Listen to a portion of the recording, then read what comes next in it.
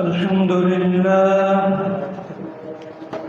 إن الحمد لله نحمده ونستعينه ونستغفره ونعوذ بالله من شرور أنفسنا ومن سيئات أعمالنا من يهده الله فلا مضل له ومن يضلل فلا هادي له وأشهد أن لا إله إلا الله وحده وأشهد أن محمدًا عبده ورسوله أما بعد فإن خير الحديث كتاب الله وخير الهدى هدى محمد صلى الله عليه وسلم وشر الأمور محدثاتها فإن كل محدثة بدعة وكل بدعة ضلالة وكل ضلالة في النار. يا أيها الذين آمنوا اتقوا الله حق تقاته ولا تموتن إلا وأنتم مسلمون. يا أيها الناس اتقوا ربكم الذي خلقكم من نفس واحدة وخلق منها زوجها وبث منهما رجالا كثيرا ونساء واتقوا الله الذي تساءلون به والأرحام إن الله كان عليكم رقيبا. يا أيها الذين آمنوا اتقوا الله وقولوا قولا سديدا يصلح لكم أعمالكم ويغفر لكم ذنوبكم ومن يطع الله ورسوله فقد فاز فوزا عظيما. أعوذ بالله السميع العليم من الشيطان الرجيم من همزه ونفخه ونفثه. بسم الله الرحمن الرحيم. الذين آمنوا وعملوا الصالحات طوبى لهم وحسن مآب. وقال الله تعالى في مقام آخر إن الذين آمنوا وعملوا الصالحات سيجعل لهم الرحمن ودا. ये मकसद है कि दुनिया से जहालत दूर हो जाए, कलामुल्लाह से मोमिन का दिल पुर नूर हो जाए। इलाही जब तक के मेरे जिस्म में जा रहे तुझ पे सदके तेरे महबूब पे कुर्बान रहे। मैं रहूं या न रहूं पर दिल की है ये दुआ, दीन अहमद और इज्जती कुरान रहे।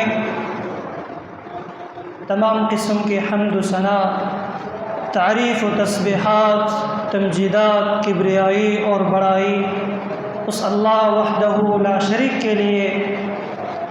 दुरूद सलाम जनाबी हज़रत मुहम्मद अरबी सल्लल्लाहु अलैहि वसल्लम पर। मुहतरम सामिईन, एक मौजू जिसको बहुत दिनों से कोशिश कर रहा था कि जिसके बारे में بیان ہونی چاہیے، کیونکہ جس کے سمجھنے میں ہمارے لیے بہت ضروری ہے، کیونکہ دین کا کوئی بھی عمل، دین کا کوئی بھی بات، دین کا کوئی بھی مسئلہ ایمان کے بغیر انسان کے دل پر اثر نہیں کرتے۔ چاہے دین جتنا زیادہ بیان ہو جائے یا جتنا کم بیان ہو جائے، یا دین جتنا تیزی سے بیان ہو جائے، اس وقت تک انسان کے دل پر اثر نہیں کرتے جب تک انسان کا ایمان برابر نہ ہو۔ ہمارے زمانے میں منافقت حد سے زائد ہے۔ جب بولنے والے اپنے آپ پر قیاس کرتے اور یہ سمجھتے کہ کوئی بھی مومن واقعی باقی نہیں ہے، کوئی بھی کامل مومن باقی نہیں رہا۔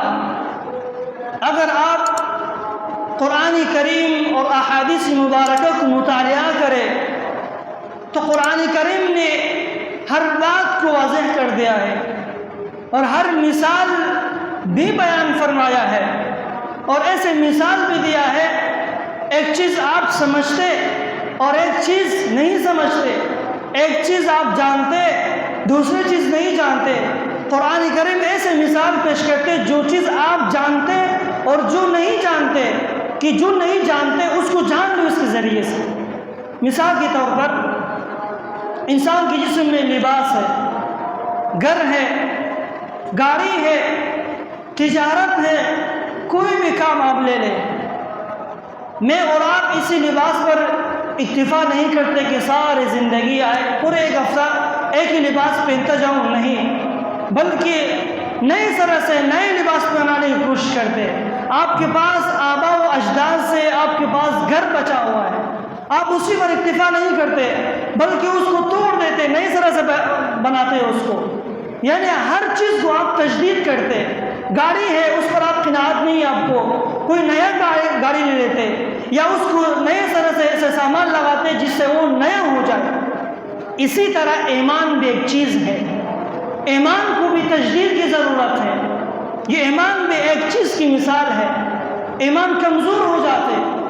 اگر مسلمان کے خاندان میں آپ پیدا ہوا ہے، وہ عقل، وہ سمجھ، وہ فہم جو تمہارے ماں باپ رکھتے تھے وہ آپ کے لیے کافی نہیں ہے کہ میں مسلمان کے گھرانے میں پیدا ہوا ہوں بس وہی کافی ہے، جنت میں جاؤں گا، نہیں۔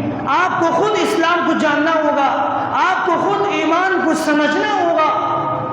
یہ کہ آپ ایک دن مکمل ایمان پر، اللہ پر ایمان لائے اور باقی بس چھوڑ دیا، یہ کافی نہیں ہے۔ قرآن کریم تاکید کرتے، بار بار ہر صورت کے اندر اللہ رب العالمین نے بیان فرمایا کہ یا ایھا الذین آمنوا آمنوا باللہ ورسولہ، اے وہ لوگوں جو ایمان لائے ہو، اے وہ لوگوں جو ایمان لائے ہو، آمنوا باللہ، دوبارہ اللہ پر ایمان لیا، کیونکہ تمہارے ایمان کمزور ہو چکا ہے، ضعیف ہو چکا ہے۔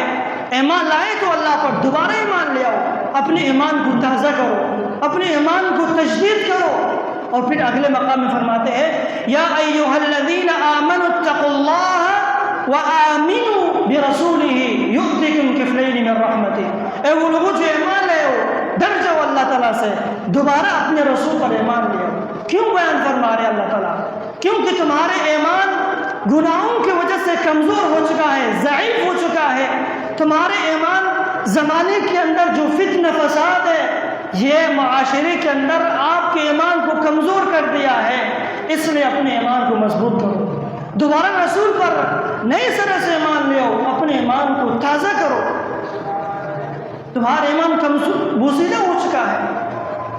اللہ رب العالمین کے ہاں بہترین نعمت، سب سے افضل نعمت ایمان کی نعمت سے بڑھ کر کوئی نعمت نہیں ہے۔ ایک انسان کو ایمان مل گیا ہے، کتنا عظیم نعمت ہے۔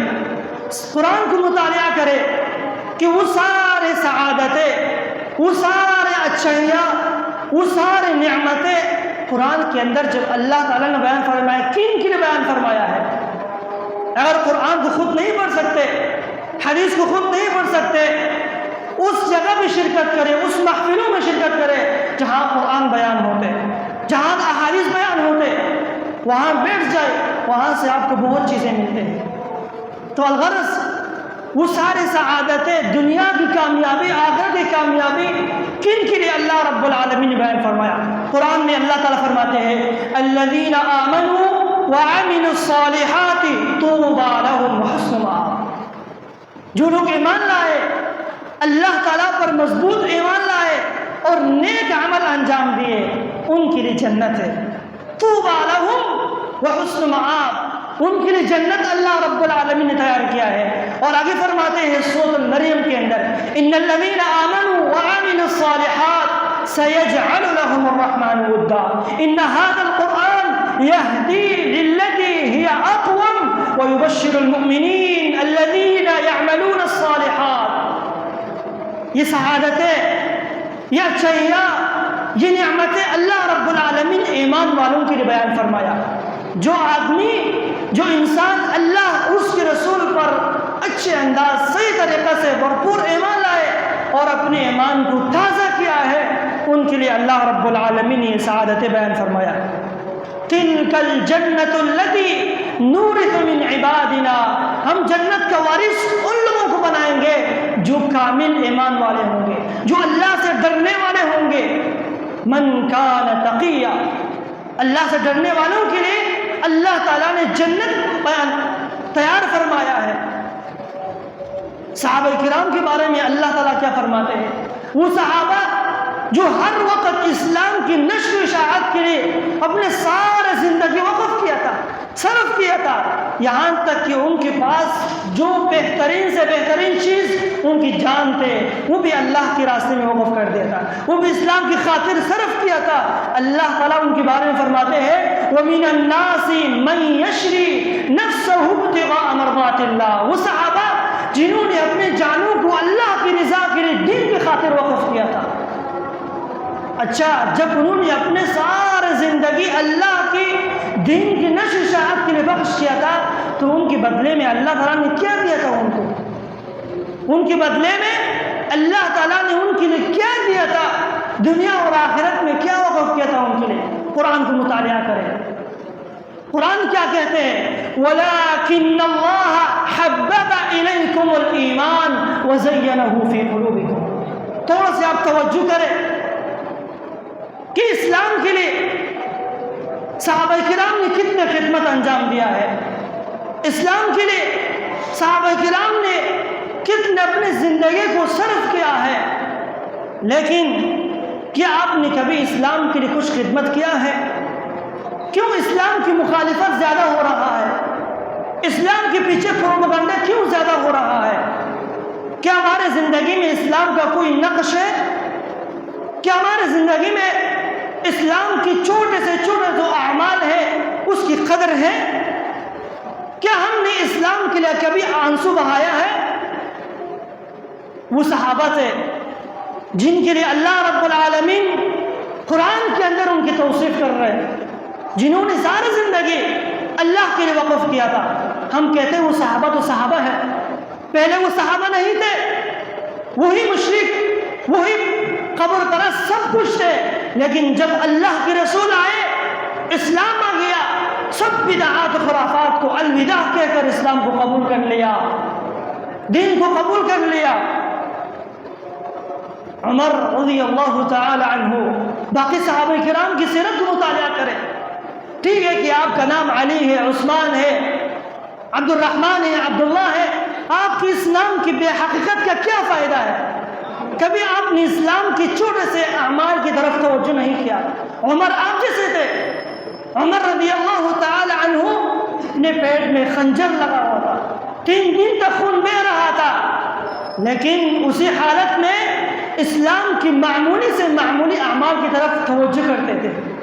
خون بہ رہا ہے، اچانک ایک نوجوان سامنے سے گزرا، یا فتح، اس نوجوان کو بلاؤ۔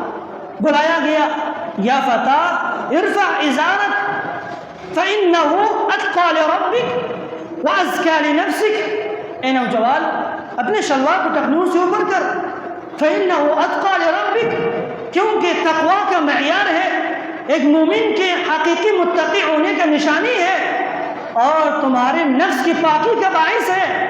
اور یہ تکبر کی علامت میں سے اپنے شلوار کو ٹخنوں سے اوپر کر میں اور آپ موت کی سکرات میں اپنے منہ سے کیسے قسم کے الفاظ نکلتے ہیں، لیکن عمر جیسے صحابی موت کی حالت میں، سکرات کی حالت میں اسلام کی معمولی سے معمولی اعمال کی طرف توجہ کرتے تھے۔ اب یہ اپنے معاشرے میں دیکھیں، آپ اپنے گھر کو دیکھیں، آپ کی بیٹی ان سے شلوار ٹخنوں سے اوپر ہے، بیٹا شلوار ٹخنوں سے نیچے ہے، باپ کے اندر جرأت نہیں ہے کہ اس کو منع کرے کہ بیٹا اسلام ہمیں یہ نہیں سکھاتے، یہ تکبر کی علامت ہے، شلوار کو ٹخنوں سے اوپر رکھ، اسلام ہمیں یہ نہیں سکھاتے۔ اللہ کے رسول نے فرمایا جو حصہ شلوار جتنا ٹخنوں سے نیچے ہوگا وہ حصہ جہنم میں جائے گا، اس کا مطلب یہ ہے کہ انسان جہنم میں جل جائے گا۔ وہ بیٹا وہ بیٹی جس کی کفالت آپ کی ذمہ میں ہے، کھلاتے پلاتے آپ ہیں، لیکن آپ کے اندر اتنی جرأت نہیں ہے اس کو یہ سمجھائے، اور ہم کہتے ہیں مسلمان ہیں۔ کس طرح مسلمان ہیں؟ وہ صحابہ کرام عمر رضی اللہ تعالی عنہ موت کی حالت میں اسلام کی معمولی سے معمولی اعمال کی طرف توجہ کرتے تھے۔ اللہ اکبر۔ جب ہم نے اسلام کے مخالف، اسلام کے مقابل بالعکس رویہ اختیار کیا، بیٹی کا شلوار ٹخنوں سے اوپر اور بیٹا کا شلوار ٹخنوں سے نیچے ہے، اور ہمارے لیے آئیڈیل، ہمارے خاندان کے لیے، ہمارے معاشرے کا آئیڈیل کیا ہے؟ ترکی اور ہندی ڈرامے ہے۔ کاش کہ ہمارا آئیڈیل صحابہ کرام کی سیرت ہو، جو گزرے ہوئے سلف تھے وہ ہمارے آئیڈیل ہو، لیکن نہیں ہے۔ جب ہم نے بالعکس رویہ اختیار کیا تو اللہ رب العالمین نے ہمیں نیچا کر دیا ہے۔ تو ان سب کے مقابل صحابہ کرام نے سارے معاملہ، سارا زندگی اسلام کے لیے وقف کیا تھا، اسلام کی معمولی سے معمولی اعمال کی طرف توجہ کرتے تھے، تو اللہ رب العالمین نے ان کے بدلے میں ان کو کیا دیا تھا؟ قرآن کہتے ہیں وَلَكِنَّ اللَّهَ حَبَّبَ إِلَيْكُمُ الْإِيمَانَ وَزَيَّنَهُ فِي قُلُوبِكُمْ۔ اللہ رب العالمین نے ایمان کو صحابہ کرام کے دل میں محبوب قرار دیا، ایمان کو ان کے دلوں کا زینت قرار دیا، اور پھر فرمایا وَكَرَّهَ إِلَيْكُمُ الْكُفْرَ وَالْفُسُوقَ وَالْعِصْيَانَ۔ گناہ سے اتنے نفرت کرتے تھے کہ مثال کے طور پر جیسا کہ راستے میں جاتے بدبو گندے چیز سامنے آتے، منہ بند کرتے، ناک بند کرتے تاکہ اس کی بدبو میں ناک میں نہ آ جائے۔ صحابہ کرام اس طرح گناہ سے نفرت کرتے تھے۔ وَكَرَّهَ إِلَيْكُمُ الْكُفْرَ وَالْفُسُوقَ وَالْعِصْيَانَ۔ نافرمانی، گناہ، معصیت کو اللہ رب العالمین نے صحابہ کرام کے لیے نفرت آمیز قرار دیا تھا۔ اللہ اکبر۔ اس لیے اللہ رب العالمین نے فرمایا اولئک ہم الراشدون، یہی صحابہ کامیاب ہے، یہی لوگ ہدایت پر ہے، یہی لوگ ہدایت پانے والے ہیں۔ اولئک ہم الراشدون، اولئک ہم الراشدون۔ صحابہ کرام جب کوئی گناہ کو دیکھتے تھے اور جب اس گناہ سے بچنے کا طاقت نہیں ہوتا تھا پھر کیا کہتے تھے؟ اللہم ان ھذا المنکر فلا تؤاخذنی یوم القیامہ۔ اے اللہ رب العالمین یہ گناہ ہے، میرے طاقت نہیں اس گناہ سے بچنے کی، لہذا قیامت کے دن مجھے نہیں پکڑنا اس گناہ کے بدلے میں۔ آج ہم گناہ کے لیے تیاری کرتے ہیں، گناہ کے لیے پیسے صرف کرتے ہیں، گناہ کے لیے وقت ضائع کرتے ہیں۔ یہ کتنا فرق ہے صحابہ میں اور ہم میں۔ اس لیے گناہ کو ان کے لیے اللہ رب العالمین نے ناپسند کیا تھا۔ قرآن کریم اس صحابہ کرام کے بارے میں توصیف کرتے ہیں اولئک ہم الراشدون، پھر فرمایا فَإِنْ آمَنُوا بِمِثْلِ مَا آمَنْتُمْ بِهِ فَقَدِ اهْتَدَوْا۔ اگر تم صحابہ جیسے ایمان لے آؤ، صحابہ کو اپنا آئیڈیل بناؤ گے تم کامیاب ہو جاؤ گے۔ اگر صحابہ کو اپنا آئیڈیل نہیں بناؤ گے پھر یہ دھوکہ مت کھانا کہ میں ہدایت پر ہوں، میں سیدھے راستے پر ہوں، میں جنت کے راستے میں جا رہا ہوں۔ نہیں، دھوکہ مت کھانا۔ ابھی سے اپنے آپ کا علاج کرنا، ابھی سے اپنے ایمان کا جانچنا، اپنے ایمان کا جائزہ لینا کہ میں کس راستے پہ جا رہا ہوں۔ فضلا من اللہ ونعما، اللہ رب العالمین فرماتے ہیں یہ اللہ کی طرف سے ایک فضل ہے اور نعمت ہے جس کو اللہ تعالیٰ ایمان سے نوازے، جس کو اللہ ایمان سے نوازے، یہ اللہ کی طرف ایک فضل اور ایک نعمت ہے۔ ہے لن يدخل الجنت الا مؤمن، اللہ کے رسول نے فرمایا جنت میں مومن کے علاوہ کوئی بھی داخل نہیں ہو سکتا۔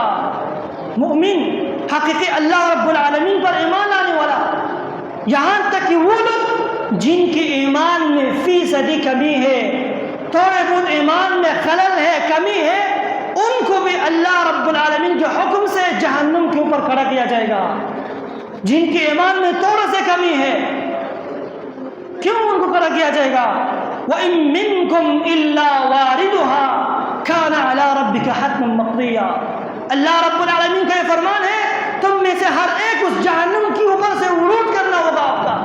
پوری صراط جہنم کے اوپر کھڑا ہے، 69 حصہ جو جہنم کی حرارت ہے، اور دنیا میں ایک حصہ بھیجا گیا جس کا ہمارے پاس کوئی طاقت نہیں ہے، تو اسے گرمی لگتے ہیں، انسان برداشت نہیں کر سکتے، اور 70 حصہ جہنم کی جو حرارت ہے اس پوری صراط کو اس جہنم کے اوپر کھڑا کیا جائے گا۔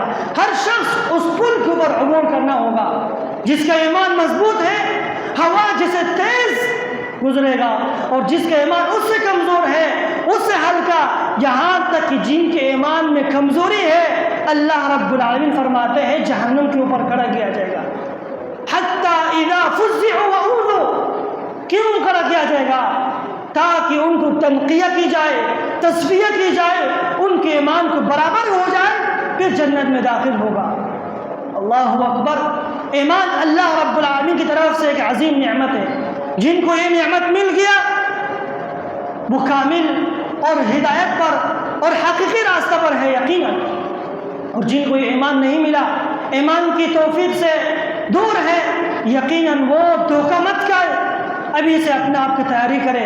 اللہ کے رسول صلی اللہ علیہ وسلم نے فرمایا الایمان یخلع فی جوف احدکم کما یخلق الثوب فاسألوا اللہ ان یجدد الایمان فی قلوبکم۔ لوگوں، ایمان تمہارے سینوں کے اندر بوسیدہ ہو جاتے، کمزور ہو جاتے، جیسا کہ کپڑا بوسیدہ ہو جاتے ہیں۔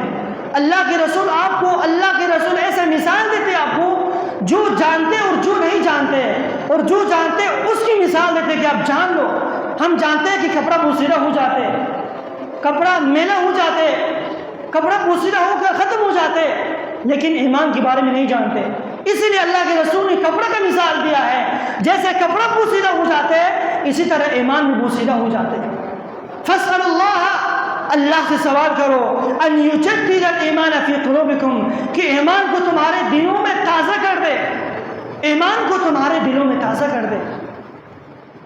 اس لیے صحابہ کرام جانتے تھے، جاننے کے بعد یہ بات جب ان کے ذہن میں آ گیا، سوال کیا، میں اور آپ کے ذہن میں یہ بات نہیں آتا کہ ایمان کو کس طرح تجدید کیا جائے گا، ایمان کو کس طرح تازہ کیا جائے گا۔ صحابہ کرام نے سوال کیا کیف نجدد الایمان، اے اللہ کے رسول ہم ایمان کو کس طرح تازہ کریں، کس طرح نیا کر دیں اپنے ایمان کو؟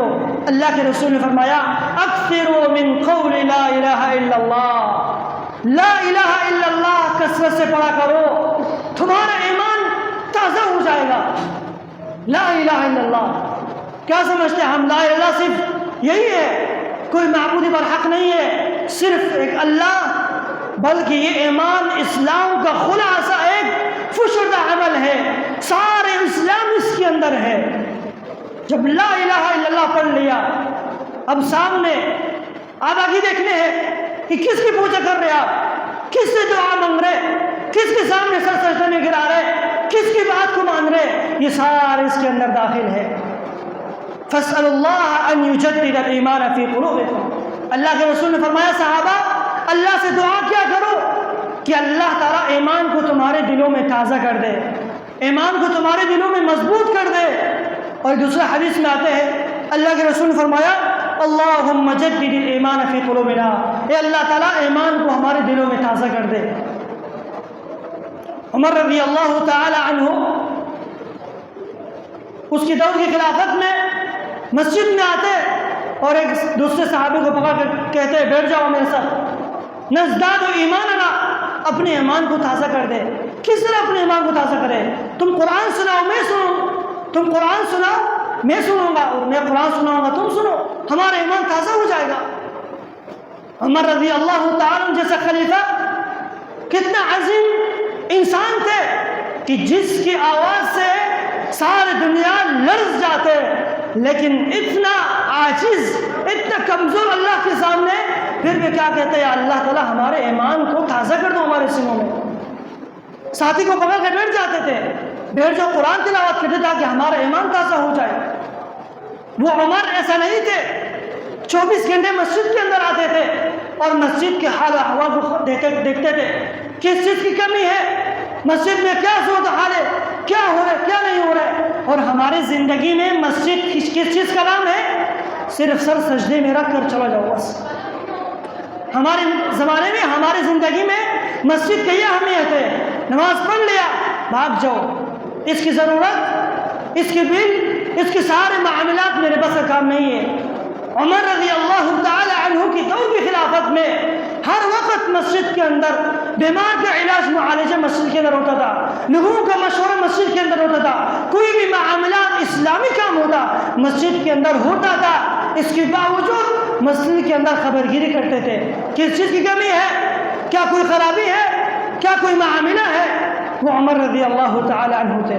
عزیز بھائیو، اللہ رب العالمین جو فرماتے ہیں اگر تم چاہتے ہو کہ ہدایت پر پاؤ، جنت کا راستہ پاؤ، تم کیا کرو، صحابہ جیسے ایمان لے آؤ۔ جن چیزوں کا جس طرح صحابہ نے اللہ کے رسول سے دین لیا، اسی طریقے پر جب ہم چلیں گے تو حقیقتاً ہم ہدایت پر ہوں گے۔ اگر جس راستے پہ ہم جا رہے اس راستے پہ صحابہ کرام نہیں ہے، اس راستے پہ اللہ کے رسول کا مہر نہیں ہے، تو دھوکہ مت کھانا، ابھی سے اپنے ایمان کی تجدید کرنا، اور اللہ رب العالمین سے ہر وقت ایمان کی تجدید کی دعا کرے۔ یا اللہ تعالیٰ، اگر آپ کو عربی نہیں آتے، اردو میں، پشتو میں، کسی زبان میں، یا اللہ تعالیٰ ایمان کو ہمارے دلوں میں مضبوط کر دے، ایمان کو ہمارے دلوں میں تازہ کر دے۔